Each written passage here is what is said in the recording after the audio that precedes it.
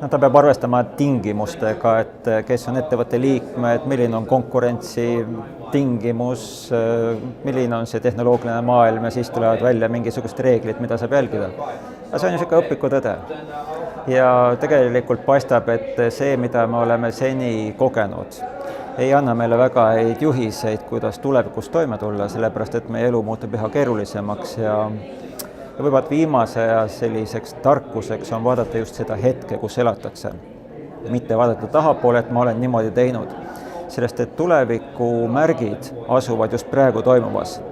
Sest et varasematest aegadest me teame, et me peaksime kasutama traadiga telefoni ja internet on võõras asi.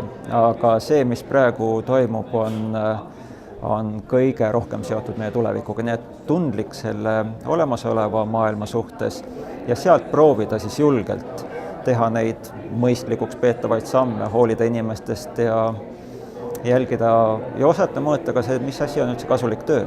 Et tänase päeval üha rohkem on ju probleemiks see, et inimene võib töökohal edasi-tagasi ringi käia ja kogu aeg kaebelda, et tal on palju tööd, aga kui palju sellest tegelikult seda kasu saadakse.